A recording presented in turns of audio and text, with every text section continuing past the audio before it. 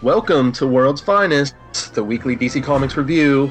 As always, I am Phil, and with me is... Lilith Hellfire reporting for duty. So probably tell them that DCU Week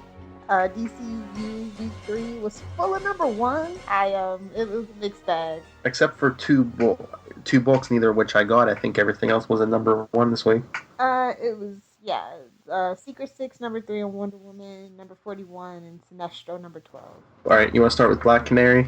Yeah, I was hesitant about Black Canary, this little rant that they were doing. So was I. But I heard a lot of good reviews, one specifically from Gail Simone on Twitter, so I was just like, okay. I mean, she's kind of tells the truth, honestly. So I was like, I'll give it a try.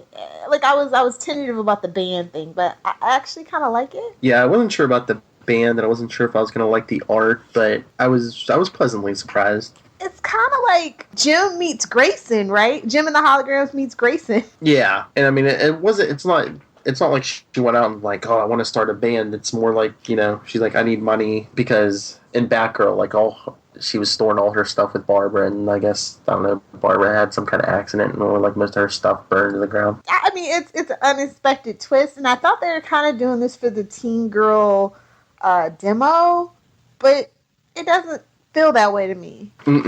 Like in the advertising, that's the way it looked like, but maybe that was the trick they were trying to lure some of the teenage girls in. But like I said, if she had been a pop star, kind of more like Jim and the Holograms, I could have gone for that. But because it's rock, and rock is kind of slowly dying, well, mainstream rock, I'm not talking like industrial and stuff like that, but just mainstream rock is kind of a dying breed in the U.S. anyway. So the artist I was tentative about because it's Annie Wu and she did Hawkeye, and Hawkeye is like my least favorite Marvel character. It's like top 5 least favorite. She didn't bring any of her Marvelisms to the Black Canary artwork, though, in my personal opinion. It's a fresh take, so. But like I said, I was pleasantly surprised, and I don't know if we're going to get some ninja stuff in here. Black Canary talking about her sensei, and then whatever those shadow things are.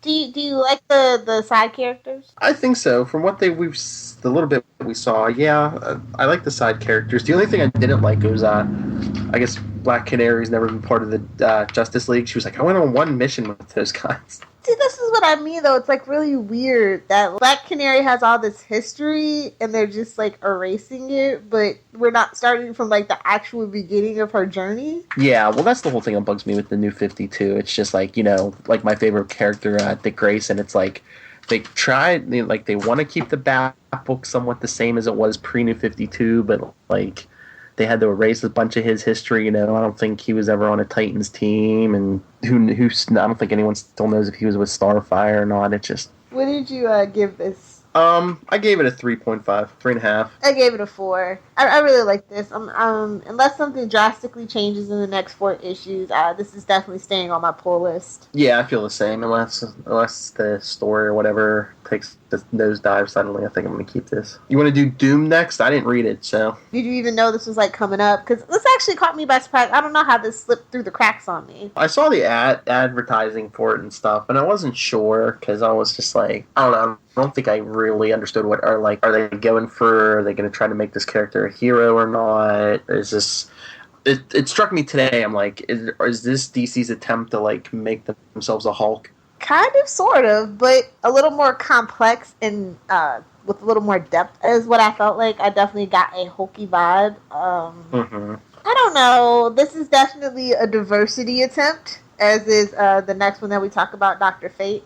Because this is just a young kid from Metropolis U, and he gains these, like, powerful doomsday powers. But, like, his life is kind of messed up, and now it's just, like, it's a blessing and a curse, because every time he, like, transforms, he risks getting stuck as, doomsday forever.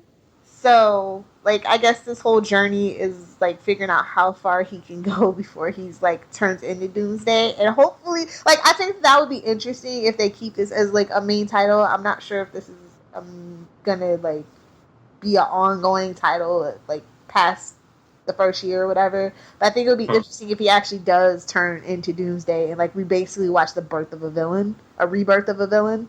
I think they could do that, if the sales aren't good, and they might go that route. I mean, that's like one of my favorite episodes of Smallville in the later seasons is where that kid steals the comic book from Zatanna's father's display or whatever, remember? Oh, yeah. Mm-hmm. And I always say, yeah, you never really, with the exception of like Lex Luthor and Smallville, and we really kind of got shortchanged on that, you never really see a villain's rise. It's always kind of on the peripheral.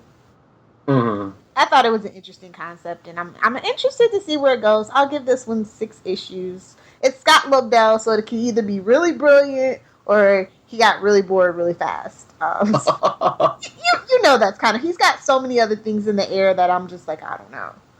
Yeah. The art was by Javi Fernandez. I liked it well enough. It has a kind of a early Batman New 52 gritty vibe, and I'm not sure that it's going to particularly work for the narrative that they're trying to tell. If they're trying to make it all cohesive, is my only kind of hesitation. I gave it a 3.5. Okay, very good. And like you said, next Dr. Fate #1. Yep. I don't know if this is supposed to be an Earth 2 book or not, because I swear this is the same. I don't know if this is the same character as the Dr. Fate they showed in Earth 2, because the name looks the same. I believe he was like a young college kid. Was like I never got into like any of that Earth 2 stuff. Yeah, and I believe his name was Khalid like in this issue, so I don't know. That's not #1. Yeah, I don't know. And since they rebooted the whole Earth 2 on a new Earth and everything, so I don't know if this was even in Earth 2's past or... Wow. Like, they should make that a little bit clear. Like, I literally, like I said, I'm not into the Earth 2 stuff, so this was all new to me. This kind of, sort of, I don't know. No, if anything, this felt like Spider-Man to me. This felt very Spider-Man-esque. Yeah.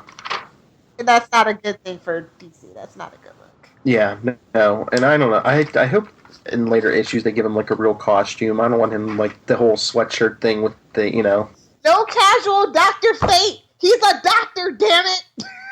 Exactly. We already got one casual Friday hero here. But that's the thing. I mean, if I hadn't read Earth 2, I never would have known this was Earth, maybe Earth 2. So what did you rate this? The story was also a little unmemorable for me. Like, when I put it down, I was like, wait, what happened?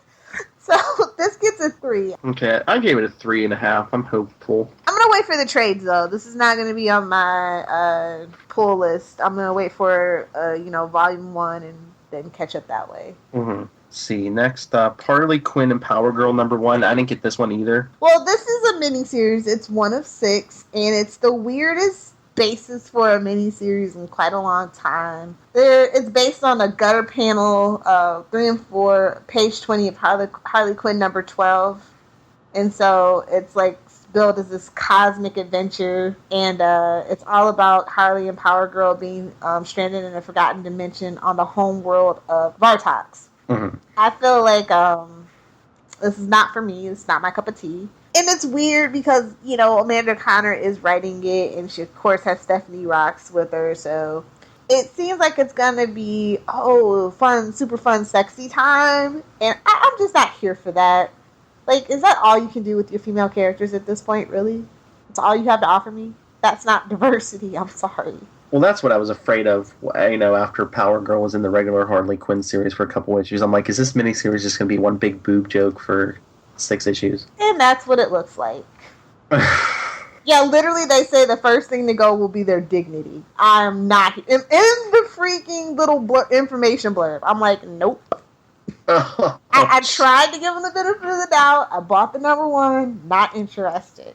2.5. Oh. Did you take a mortgage out and get the Justice League of America #1, the $6 book? Yeah, I got it. I got JLA. I guess a lot of stuff did happen in this. Didn't it seem like a lot didn't happen in this issue? Yeah. My biggest thing about this is that it had 9 variant covers. So freaking unnecessary. How did they get 9? Because what isn't there like one member on each cover, and then they had like something else. Like I think Batman probably had 2, and then there's this one where it's like one of them all. It's like a hunt. I don't know, but all I know is it's 9, and I was just like, whatever. But the next issue's $4. It still should be a $2.99 book as far as I'm concerned for what they're trying to go for. Because how is this Justice League of America #1 and the other one is still ongoing right now with the Darkseid Wars, right? Yep. So I don't know. Like I don't understand what's going on. No continuity, remember? I mean, this is confusing though. I know. Well, I mean, like when we get the Martian Manhunter soon, it's like, you know, we had Casual Friday Superman in that, and then in this you get fully powered Superman. I mean, they could at least tell me it's on a different world or something. Yeah, or before Convergence, something. I literally have no clue when this is supposed to be, like, at all. I mean, are you like me? I mean, I don't know if I'm just obsessive compulsive, but I like it when they, when they give you even just a little blurb that says, "Oh, this takes place before JLA 41 or whatever." Because I mean, I like the. I know when I file my stuff, I like to file it, kind of in chronological order. Oh my god, we're kind of the same though. Like that's, yeah. You kind of have to do that with comic books though. It's kind of supposed to be a sequential story most of the time. Because eventually I will go back and read all these, and it's, But yeah, I mean, like I said earlier when it came out for digital first, I like the story well enough. I think it could be interesting. I definitely think this first arc isn't going to be that long with the Kryptonian, seemingly the Kryptonian invasion or whatever that's trying to happen. Mm-hmm. Yeah. Well, at least unlike Justice League 41, they put your boy Aquaman in this one. I know, that's the only thing it's going for. That's why it's staying on the pull list for the first 6 issues. I don't know, like, everybody seems kind of sort of how I remember them at the beginning. Well, not the beginning, but, kind of a classic version, not this infighting, bickering crap that we've been seeing in the other titles, so. I don't know. What do you think about Cyborg having a built-in boom tube? Boo! Lazy. This is the laziest thing I've seen in a long time. But they keep going for it. Ever since New 52 started, the Justice League either has something to do with Darkseid or apocalyptic technology, or. I mean, it is Earth's mightiest heroes. Forgive that turn of phrase, but I'm just saying, so I guess they figured they shouldn't be like out fighting the crime syndicate or whatever. Yeah, but I mean, try to mix up threats every so often. I agree. I think that's what they think most people want to see, though. I don't think it leaves room for any character growth or anything when it's just, not shoot them up, but punch them up. Yeah, punch them up. Yeah, but again, can you do a lot of character growth in that book? Because then, well, I mean, if the TV show can do it, for the love of God, a comic book should be able to do it. I'm just saying. So what did you give it? I think it increased from my initial reading. I think I gave it a 3.5, and this time it's a 3.75. Okay, I gave it a 4. I think I like the art, and like you said, we got that classic feel. They weren't bickering with each other, and they're actually trying to work as a team. And no Casual Friday Superman. I've seen a lot of people say that they like that though. I don't know what era of Superman they came from. I think it just definitely depends on what era you started reading Superman. Because he can seem like a goody-goody Boy Scout, too good to be true kind of thing. And I guess people actually don't really want that in their heroes anymore. I mean, I kind of do. I mean, I turn on the news, it's depressing and bleak, man. I need me a big blue Boy Scout in my life. And I would rather have that than grim and gritty Superman. Yeah, it's like we got Batman. We don't need, Exactly. It's supposed to, in that respect, it's supposed to be like the opposite of Batman. But I'm surprised that they let Brian Hitch work on this all by himself. Like, he did the art, he wrote the story, he did the cover, he's going to keep doing the covers and the story and the art from what I hear. This is a big book to be solo on. Oh, yeah. But you said next issue it'll be normal size and... Yeah, $4. Let's move on to Martian Manhunter #1. Thoughts?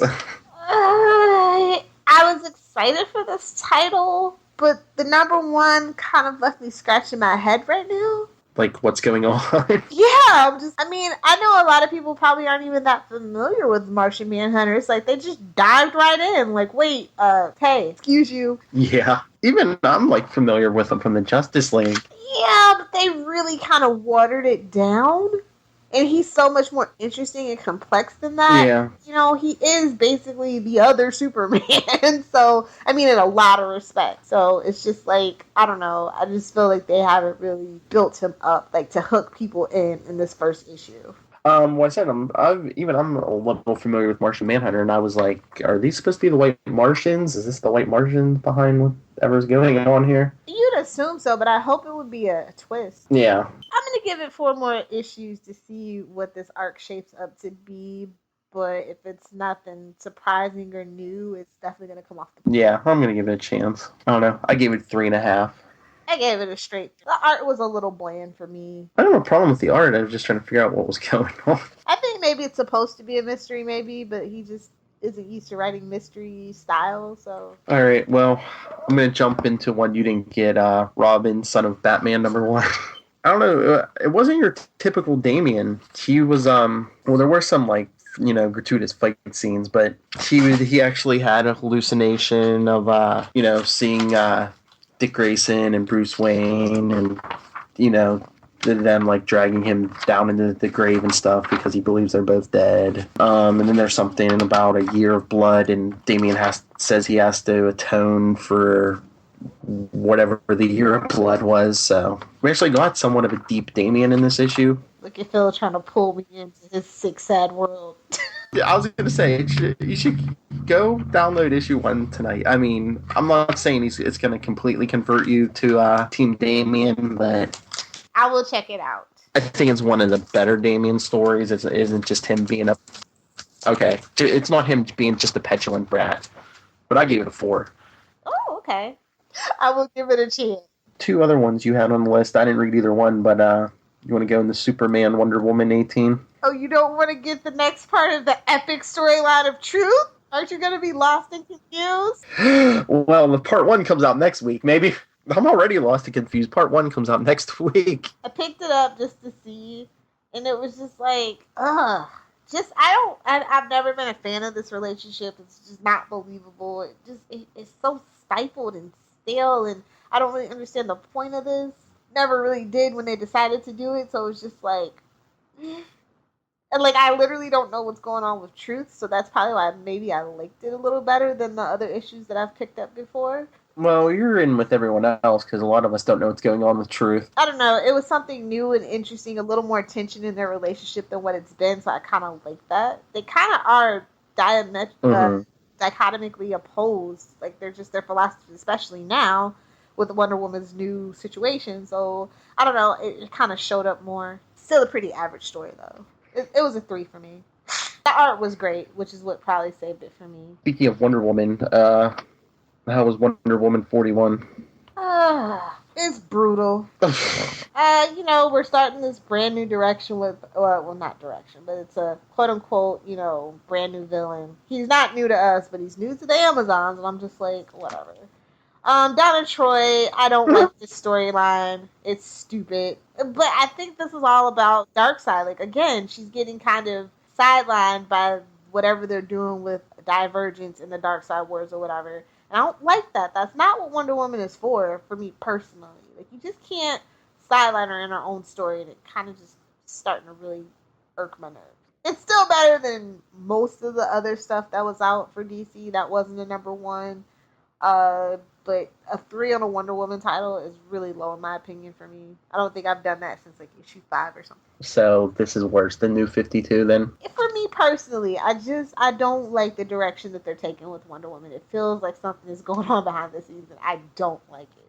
I don't like it at all. She might be the next Barry Allen, man. She might disappear or something for God knows how long. I don't like it. I don't like feeling like this because she's part of the Trinity. She deserves. I don't know. I feel like they just haven't really been giving Wonder Woman the love and attention she deserves. And I don't mean any shade to the people that have been writing and doing the art for her. It's probably coming down from the top. I just don't like it. Well, I mean, are they trying to sideline the Trinity? Because with her, and then they basically almost depowered Superman, and Bruce Wayne's missing. They're crazy if that's what they're trying to do. Although, I do know people who can't relate to Superman or Batman or Wonder Woman, but they're far and few between. So I don't know where they're getting their marketing information, but they need to stop listening to whoever's telling them this stuff. Focus groups are not, unless you have a really good agency that knows how to pick a good focus group. Focus groups, for the most part, are just crap. They're just people who just want to stir up trouble. They get paid like $10 for their opinion. Are you really going to listen to them? That's all that I'm saying. Actually ask your fans. Poll them. Write them. I know they collect our information one way or another. So, kind of just utilize it. Yeah, because aren't there three most familiar faces? Batman, Superman, and Wonder Woman? Yeah, I have heard that Wonder Woman sales have been kind of down. So I don't know. Maybe they're trying. Like I said, Starfire definitely feels like she might be the big female hero that they're pushing because she's younger. People are less familiar with her. And then also because of the success of the Teen Titan cartoons. Mm. So I could easily see them kind of pushing that for a while until like backlash happens. Yeah, or once everyone sees Wonder Woman and Batman versus Superman. That could actually hurt. I honestly, like I said, I really have an inkling that they have really started to see the big picture about those movies and that they're not going to ever be able to beat Marvel and that it actually might taint the Trinity. So they have like all these backup ideas.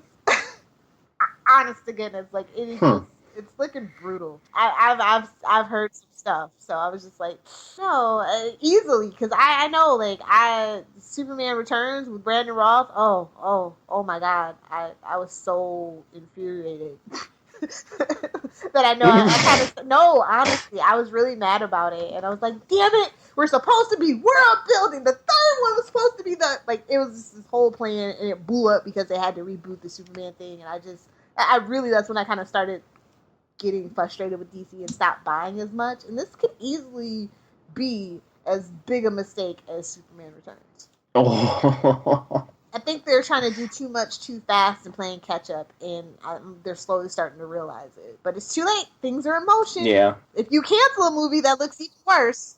So they got to do what they got to do. Yeah. But comic books are their bread and butter, so they do need backups. So I really feel like certain people are being pushed to the front and they're letting other things fade. Like Grayson, for instance. He's kind of being pushed and propped up into like kind of almost the new Batman slot. And people have been clamoring for something for Nightwing. And the Titans thing doesn't look like it's going to happen anytime this year. It's looking like summer 2016. Ugh. So... Oh. Yeah, I'm sorry. That's what it's looking like. They could surprise me and get it done, but so that's kind of just when you know a few things that are going on behind the scenes and you kind of see this whole DCYOU initiative, you're like, okay, that's all, I guess. Me being a cynical little butt wipe. Well, they need some cynical people over there. There is another number one that I want to kind of talk about. I didn't read it. I read the blurb, but this is their blatant attempt at teenager stuff. It was Prez #1. Did you hear about that one? Oh, yeah. Yeah. It's the first stage president. I heard a little about it. It's only a 12-issue miniseries, though, so it's got Twitter followers. Like, they mentioned she's a Twitter sensation, and I'm just like, oh, for the love of God, stop it! Like, Twitter's not even cool for kids anymore. It's do it for the Vine. Didn't they learn their lesson with Green Team? Thank you! Yes. Oh my God. Teen Trillionaires, is that the one you're talking about? That was a mess. Yeah. I swear you're like the only person I know that even knows what that is when I bring it up. They're like, what? And I'm like, but I wish Prez all the best of luck because it is a teenage girl. It's an original character. I think this kind of is one of the things that might have spun out of Multiversity, an idea from Multiversity that didn't get used, I believe. So, I like originality and creativity. We definitely do need some new blood in the DC character scape. So I hope it does well in whatever demo they're trying to shoot for. It's just not for me. I'm a little too old for that. Me too. I'm way too old for that. But I don't know. It just seems like, don't you think if people are reading DC or even Marvel, they're looking for superheroes or more of a science fiction? I don't know, because it is an interesting premise because we are kind of sort of getting to the point that they're talking about in the book, and maybe it's a little satirical, and I might actually end up reading it once all the issues are out. It's about, the U.S. is controlled by corporations, and ever since Citizens United, our country has literally been up for sale, so maybe it does have something interesting to say to the kids, to the youth, I guess. So, I mean, it's interesting. Hmm. And it kind of reminds me of one of my favorite shows on sci-fi / showcase in Canada, Continuum. So it might find a small, passionate fan base. Yeah. I think kids want to jump in on something that's fresh and new. I do think that Superman probably does have a daddy, granddaddy feel. Kids want to be hipsters. Oh, I knew about this before you. So maybe. Do the kids want to think though? Don't discount the kids like that. I know a lot of kids that are like really politically savvy, technology savvy, because they're all connected. I mean, they've been playing with their iPhones and their iPads since they were like 4 or whatever. So even earlier than that. I mean, they do have a lot to say. I wouldn't. I don't know. I want to definitely commend DC for doing something different. Yeah. I might actually like a character with no baggage. Yeah, but once again, I mean, is this what people are looking for? Is this going to put butts in the seats? I don't know. Well, they haven't really been advertising it either, so I don't know.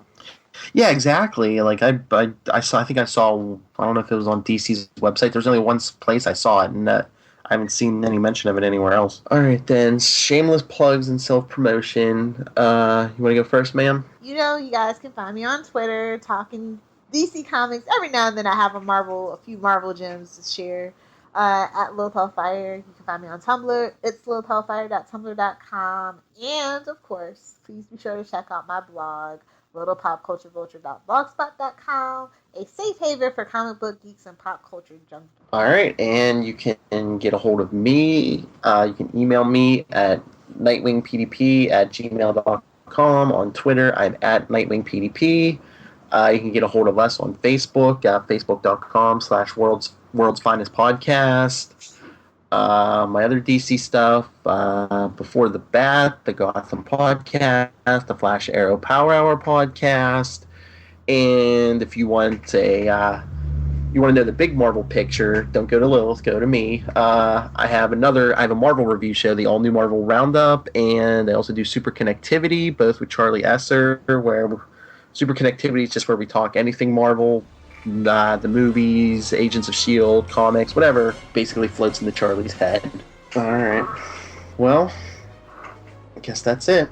Until next week, everyone, come back where we will finally learn the truth. And hopefully it's good.